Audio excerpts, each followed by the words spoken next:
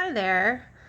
My name's Lauren and I like to run, and I wanted to start doing some videos around recent injury of mine because, in looking for support and community and solidarity and people to commiserate with over my injury, I feel like there aren't a ton of similar type of stories out there that I've found. So this is kind of like for future me, for all the people that may come along and have this type of injury and want some support or encouragement or just getting questions answered.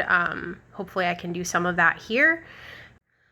So I've been running about 5 years now, maybe not quite. And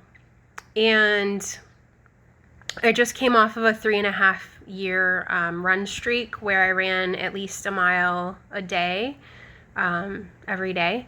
And I really, really enjoyed that and loved it. And hopefully we'll be doing another one at some point in the future. But just a little backstory on my injury.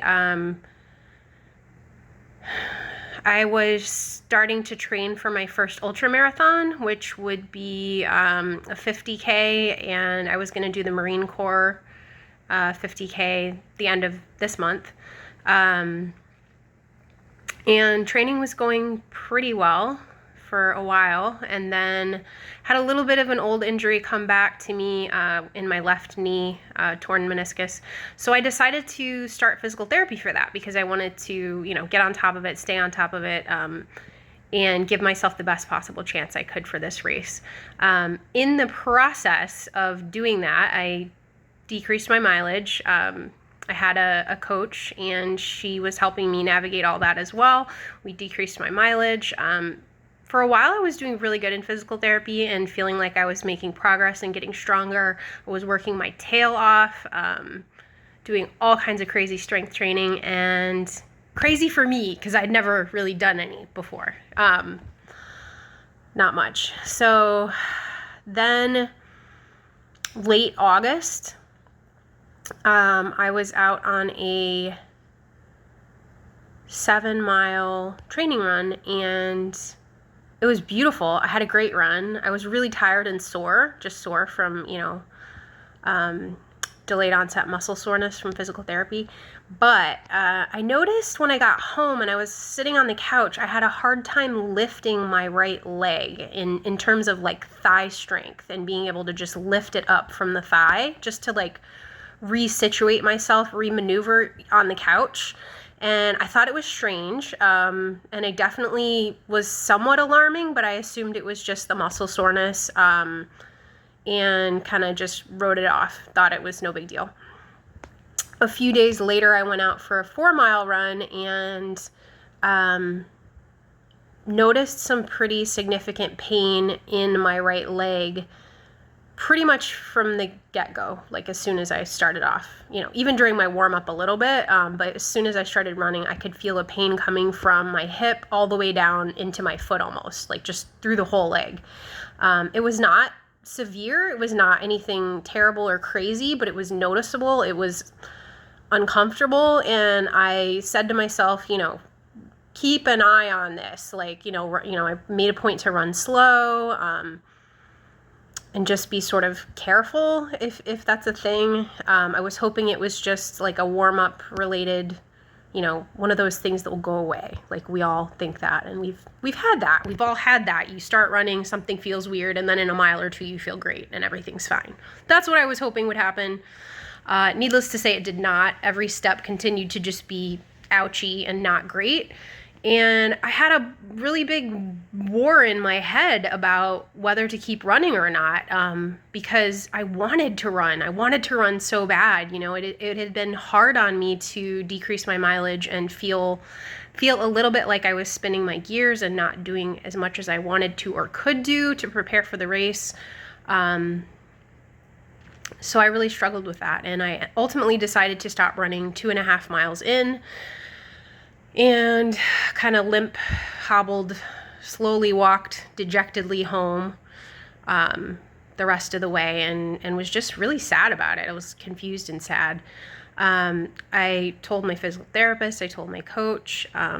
My physical therapist checked me out really good. He was not too concerned. He thought it was likely muscular, and, you know, we would just keep an eye on it, basically. Needless to say, started to slowly get worse.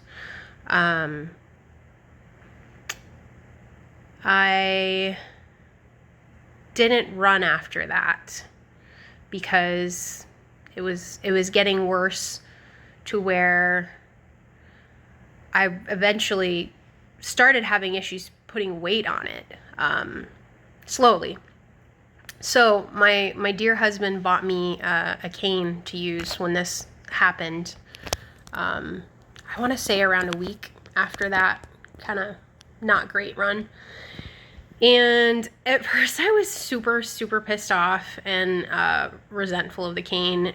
But once I tried using it and realized that it was helping me get around, I would, you know, use it at home. I didn't take it to work or anything, but I did end up taking it to physical therapy, and I was so stinking embarrassed and ashamed about it, which I know is really stupid, but I was. And from the cane, it pretty quickly progressed to me being less stable and having some muscle spasms. I should rewind slightly. Before the cane, I did go to an orthopedic clinic. I did a walk-in, was seen by a nurse practitioner. He checked me out. He did x-rays. The x-rays came back beautiful, pristine, gorgeous white bones, right? Nothing to worry about, nothing to see here, no big deal, no problems, no breaks. Sure. So he thought it was also either muscular or like hip flexor, like tensor fascia latae, you know, strain type of an injury. He gave me some muscle relaxers. He gave me some prednisone. He said, if you don't feel better in 7 to 10 days, call back and we'll do an MRI. Okay, fine. So at that point, that marked, you know, a definite decline after that. I literally walked into that appointment. I mean, I was limping badly, and I was already having the beginnings of muscle spasms, which started to get pretty bad after that.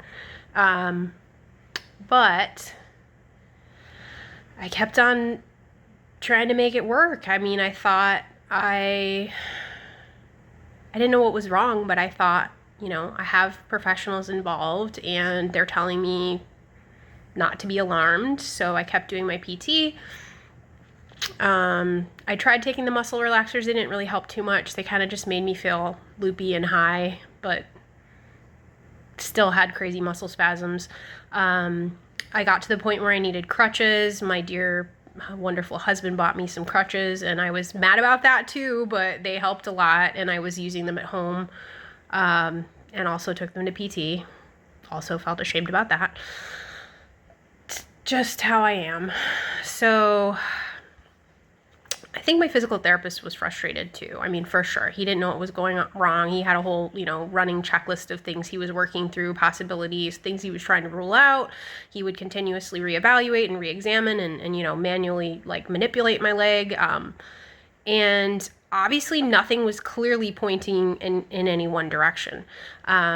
I continued to do my exercises as best I could. I was trying to put weight on my leg with the crutches, with the assistance of the crutches, because I was so determined to get back to walking.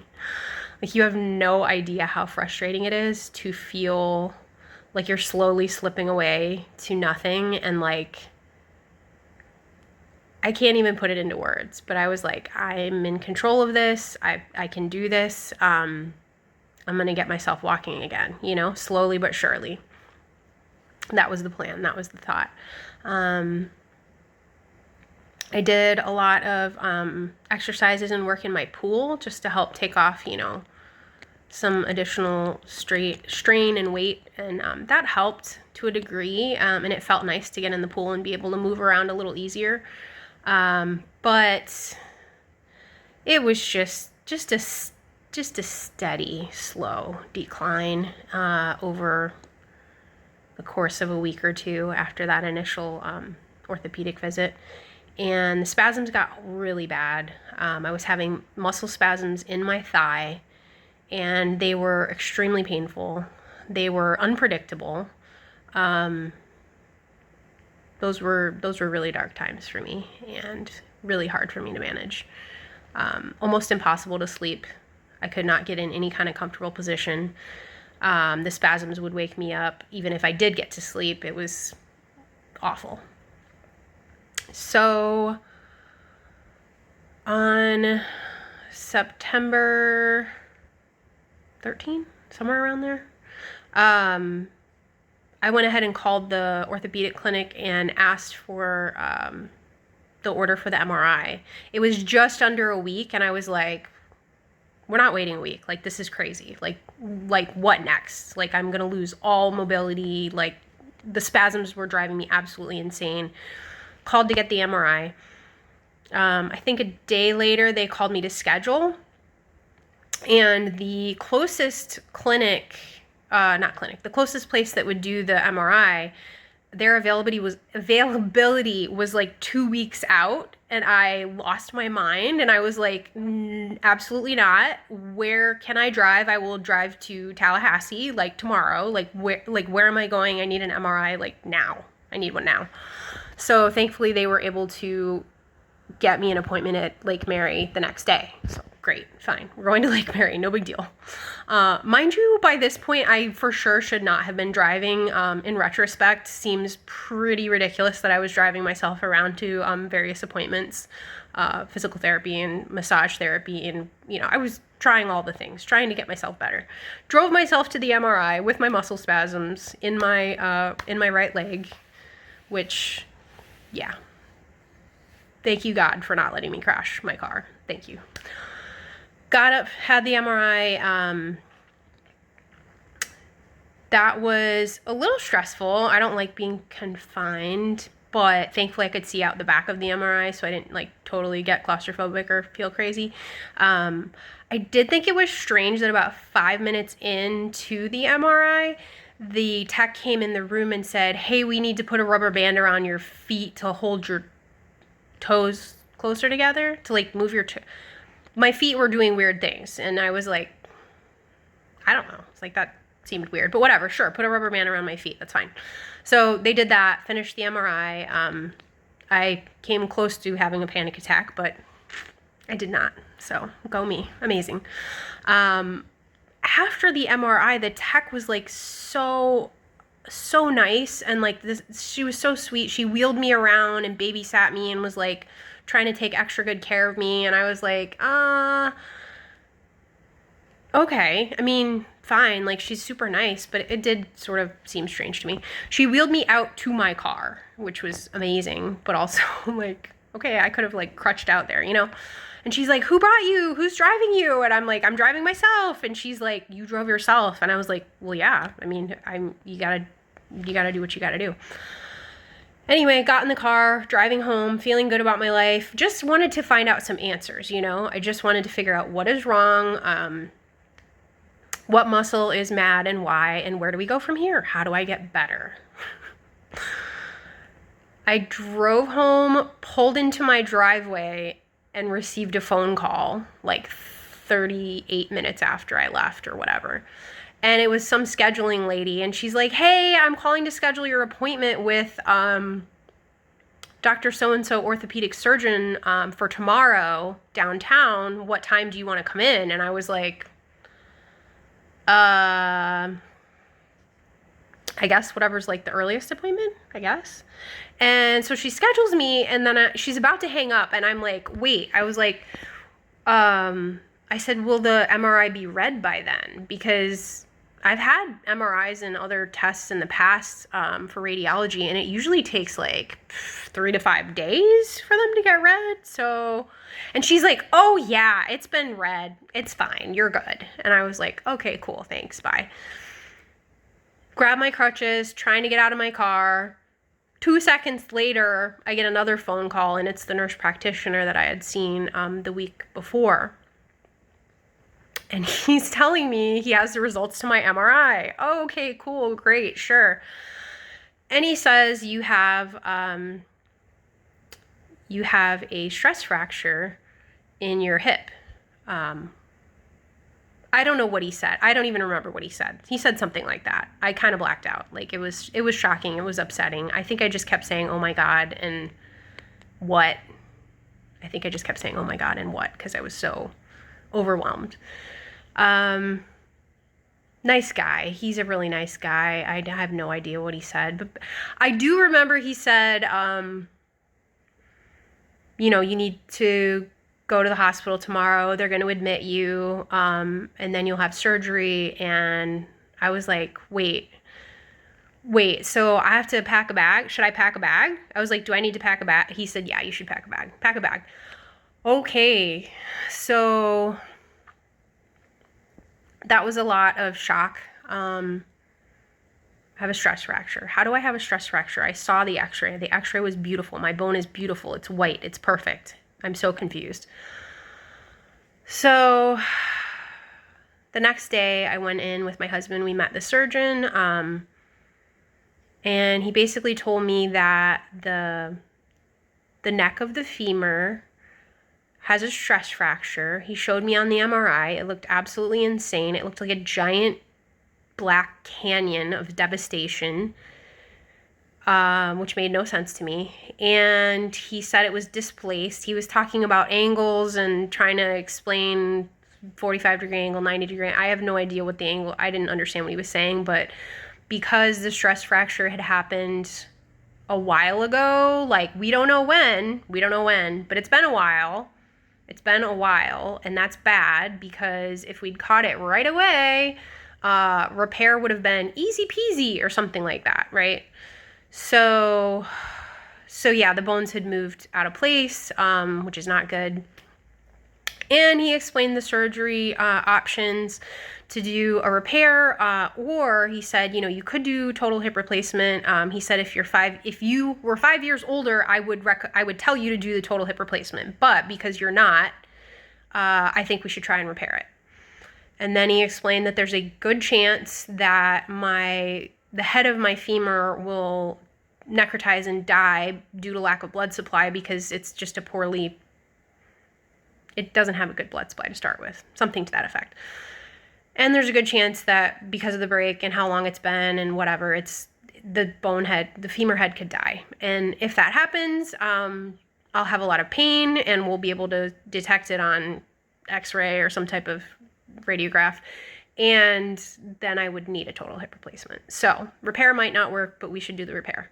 And then he asked me, do I want the total hip replacement? And I was like, sir, you just told me the repair was my best bet. Is that what you think? Like, do you think I should do the repair? I think I kind of want the repair. And he was like, yeah, we should do the repair. And I was like, okay, let's do the repair. So they did not have a bed for me at the hospital. They were like, yeah, we want to admit you now, but there's no bed. So I was like, cool, that's great. They went ahead and did they did another set of x-rays at the hospital there, and then a CT there. And then after the CT, they were like, yeah, we still don't have a bed, so you can go home. And I was like, okay. And they said, if we get a bed, well, they said when. They said, when we get a bed, we will call you in, and you can, be admitted before your surgery, which would be the next day. It's like, cool, okay, great. So went home, never got a call. I ended up calling the surgery scheduler, and she's like, oh yeah, they'll call you. They'll totally call you. She was like, if worst case scenario, she said, just make sure you're at the hospital by 7 tomorrow morning, but they'll call you. They did not call me. There was no bed. That's fine. I slept in my own bed. I was a little freaked out. Like, am I going to hurt myself at home? Like, is this a bad thing? But obviously home is like way better than a hospital. So we got up early and went to the hospital the next day, and I was pretty scared about the surgery. I'm kind of an anxious person anyway, but it was definitely something that freaked me out. I've only ever had surgery once before, and it was not a good experience. So I didn't really know what to expect going into this one. I knew it was going to be painful after, obviously. But then, of course, the, anxious person that I am has to worry about, what if I never wake up? What if this, what if I this is the end of me, and that made me really sad because I don't want this to be the end of my story. Not ready to give it up yet. So, had to deal with all that. I was in the pre-op area and had a really, really lovely nurse. She was fantastic, and she helped make it a little easier for me. And I just had these 2 mantras. My mantra was, now is good. And the other one, which is my favorite, is the only way out is through. Which I think is a fantastic mantra for pretty much everything in life. Am I right? It's one of my favorites. Got wheeled back to surgery. The nurse anesthetist gave me my initial push of Versed. He's hilarious. He pushed it and then announced with great vigor and satisfaction, "Here comes the hammer," which I thought was hilarious. I was like, okay, cool.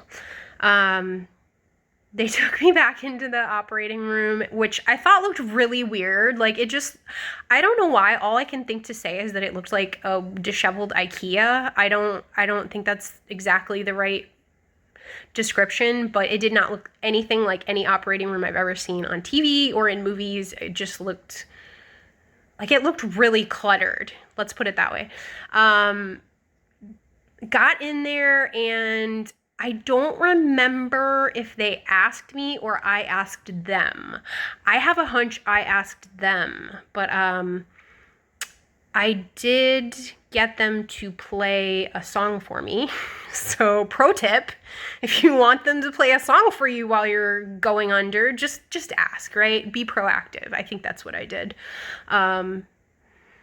So I said, can you, I think I said, I don't know, maybe they asked me. I was like, Justin Timberlake, say something. And I remember the nurse anesthetist going, Justin Timberland, play Justin Timberland for her. Say something, Justin Timberland. And I was like, Justin Timberland, great, yes, that's. And then it came, and then they played it. They got Justin Timberlake for me, so it was just kind of funny.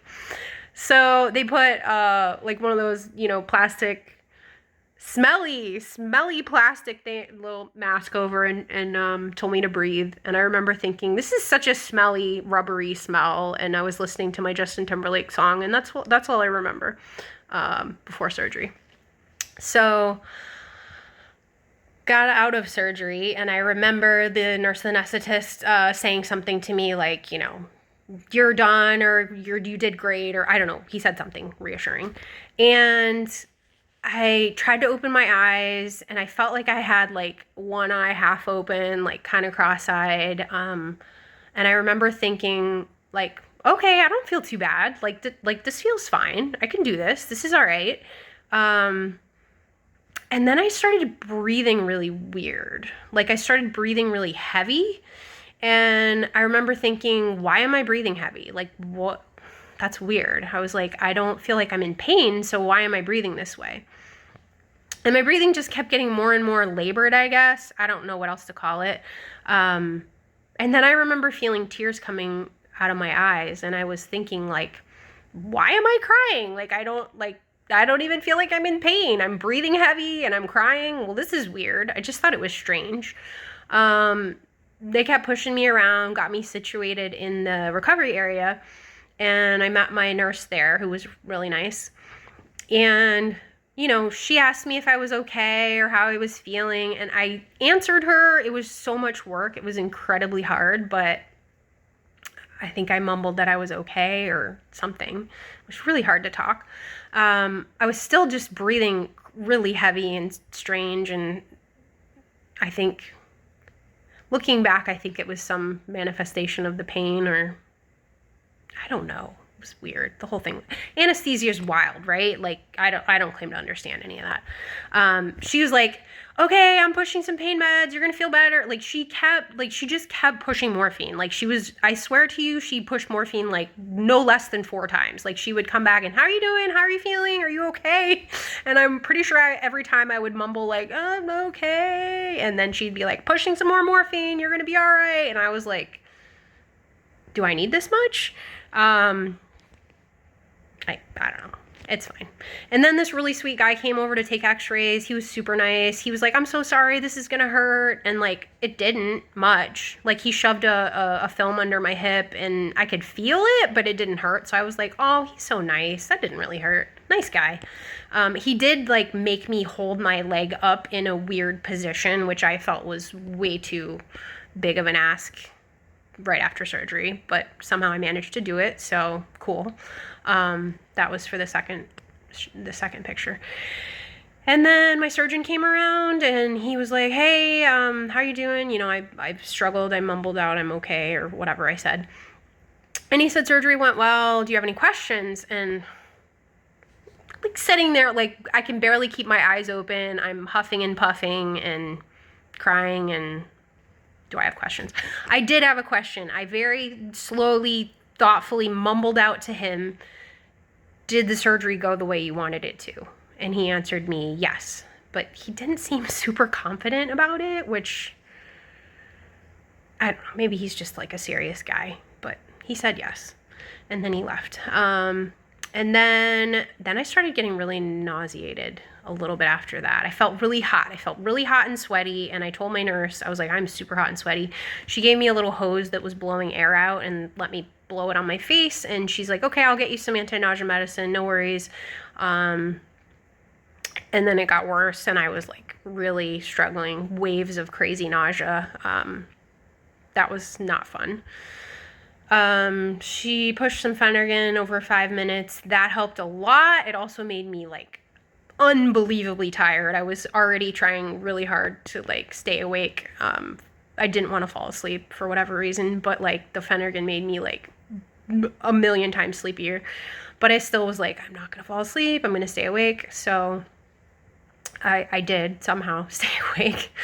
And I feel like I was in recovery for the longest time ever. I don't know how, I think maybe I was there like an hour and a half, but it felt like ages. The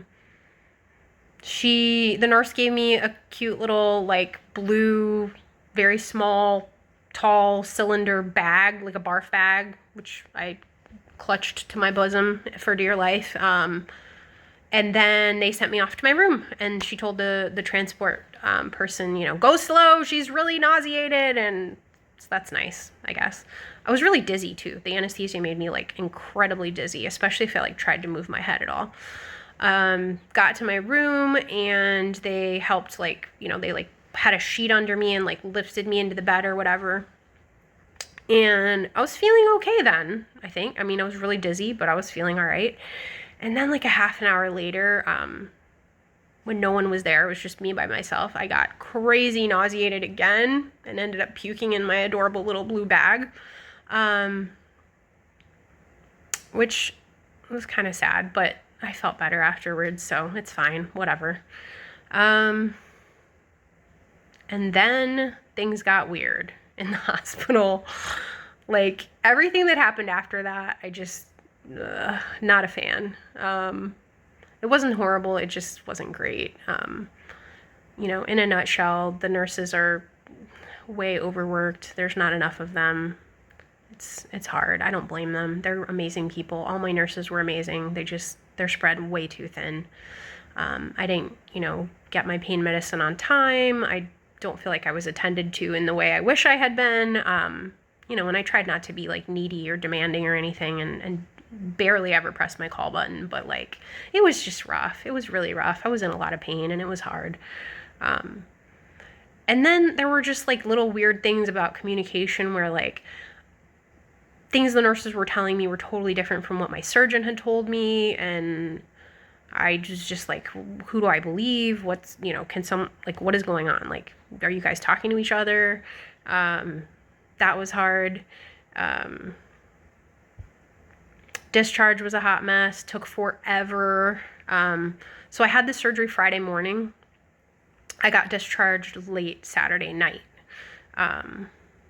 But looking back, I mean, obviously I don't know the ins and outs of the hospital process, but like, I saw a physical therapist early Saturday morning, and she's basically the one that cleared me for discharge. So kind of think I could have gotten out of there like Saturday morning, ideally, which would have been so much nicer, because the pain management was not great all day Saturday. Anyway, glad to be out of the hospital, right? So glad that I didn't have to stay longer, and yeah, glad to be home. That was tough. And with discharge, some of the directions were unclear. Like they didn't send me home with Lovenox for DVT prophylaxis, which was in the discharge notes. And my husband asked them about that, and the nurses were like, "Oh no." The nurse was like, "No, you're fine. You don't need it." That was Saturday. And Monday morning, I called the surgeon's office to schedule my 3-week follow-up, and I had a whole list of questions related to hospital confusion and discharge confusion. And one of those questions was, this says I'm supposed to have Lovenox, but the nurses didn't give me any, or the nurses said it was okay that I didn't. And they were like, "Oh yeah, you need the Lovenox. We'll call that in." So that's kind of like stressful and crazy. Like, seems like a big miss if you ask me. My pain medication was all messed up to where I ended up getting half of what I was supposed to get. Got that cleared up. Ended up not even needing it, but like it was a lot. I would say, obviously, advocate for yourself, ask a lot of questions. Thankfully, my husband's a physician. He was able to advocate and ask questions and help me out tremendously. Like, I'm sure, it would have been a lot harder for me if I didn't have him there. But yeah, just some things fell through the cracks there. That's a little concerning, and I worry for anyone going through that after me. If they were in the same situation, would they have ended up as okay as I am? Because there's not really a safety net, unfortunately. So basically, at this point, I am just shy of 3 weeks. Tomorrow will be 3 weeks since I had the surgery.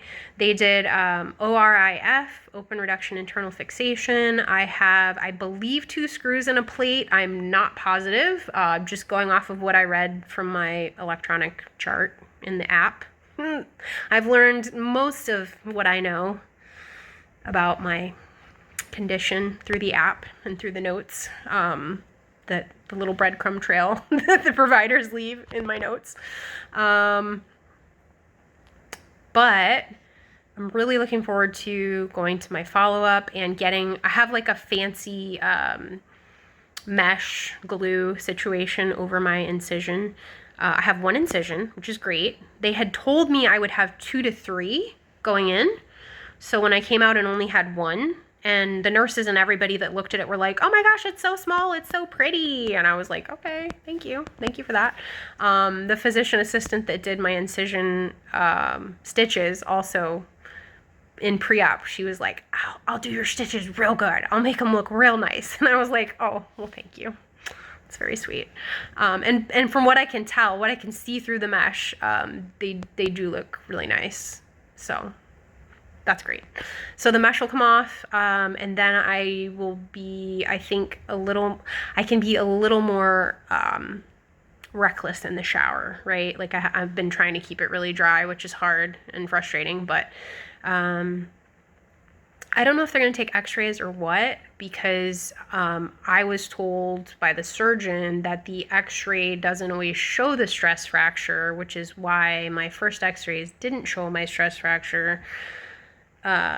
So all that to say, I don't know if they're going to take x-rays or some other type of imaging at my follow-up. I assume they're going to do some imaging to see what's happening in there, and assess whether the bones are starting to heal or not. I really hope they are. That would be amazing. But yeah, I haven't seen any type of imaging to like show the screws and the plates or anything like that. What else? I have a bunch of questions I'm going to ask in my follow-up, like, when can I use a regular toilet? Like, can I use a regular toilet? Because I have like a commode lift over mine to help, keep me higher and keep my hips higher and everything. So I don't have any car restrictions in terms of riding. Like, I can't drive, obviously. But I can passenger, so I haven't really been going anywhere other than to therapy. Talk therapy, yes. Highly recommend. That's the only place I've gone so far. So I haven't needed to use a bathroom like out in the real world, but I want to know, like, can I? How does that work? Like, when can I use a bathroom out in the real world? Because that'll obviously let me, go more places and do more things should I want to do those things. I want to know about physical therapy. I do exercises at home that I was taught to do in the hospital. They're very simple, like super chill, like I'm laying down doing them. One of them I get to do sitting up, but it's very, very like baby exercises. So my understanding is I probably won't get to do real physical therapy for 12 weeks, but you never know. Maybe things change as you recover, and I'm sure they reassess based on your healing and your ability and your pain levels and all that. I want to know if I should be taking like better calcium. I just take over the counter like generic, Kirkland brand or whatever. Do I need a stronger calcium? When can I get a DEXA scan? Because I do worry about bone density. I had previously, like years previously, had a DEXA with low bone density. And then the last one I had a few years ago, it was improving, but I obviously would like to know where I stand right now, and maybe that's part of why this happened. So I have a couple other questions for follow-up, but I'm really excited about that. It feels like a first sort of big milestone for me. And as far as I know, I'm 12 weeks, non-weight bearing. I am toe touch weight bearing right now. Technically, somebody somewhere along the surgery process decided that and didn't bother to tell me. I mean, listen, here's what the surgeon said: I was non-weight bearing. And then the next day after surgery, the nurses are like, you can toe touch. And I was like, what? And I had a total panic attack and freaked out on them because I didn't want to ruin the surgery. And I was so worried about like hurting my hip. But let's be real, toe touch is just slightly better than non-weight bearing. I'm grateful for it. I'm not complaining, but like, it just means you can like set your toes down lightly to, balance yourself basically. But essentially non-weight bearing. It's fine. Will I be for 12 weeks? I don't know. I assume I will, but I will ask and hope and follow up that maybe it's less than that. Who knows? So the frustrating thing is like everybody that I've searched or seen, like YouTube, Instagram, TikTok, whatever, just like searching for similar stories and whatnot. I know it's not good to compare, obviously, but like you can't help yourself. You're a human. And it just seems like everybody who has a similar type of injury to this that I've come across is like, walking within 2 to 4 weeks or in PT 4 to 6 weeks after their surgery or whatever. So that's hard. But I also know that like I'm in a position of we don't know when this fracture even occurred. I may have been walking around on it for a week or two. Like we'll never know. So that sucks. That's bad. And that means that my prognosis is not as good, but I'm hopeful. I'm hopeful that I will make a full recovery. I'm determined to do so. My intention is to get back to running, absolutely. And, that seems like a super, super long way off. And it seems so far away right now. Obviously I just think about getting through today, getting through tomorrow, just taking it day by day. I know learning to walk again is going to be challenging. I know PT is going to be excruciating. It's going to be brutal. I understand all this, but just taking it one day at a time, trying to get myself through this, and thankful for all the support that I have from friends and family and loved ones, and thankful for medical care and for surgery, and hopefully everything's going to go well. And this hip is, healing up with positivity and light and love and good vibes only. I'll try and keep everyone updated, and hopefully this is helpful for someone out there. And if you have any questions, feel free to ask. seriously, like anything. Ask me anything. I'm happy to share. Talk to you soon. Bye.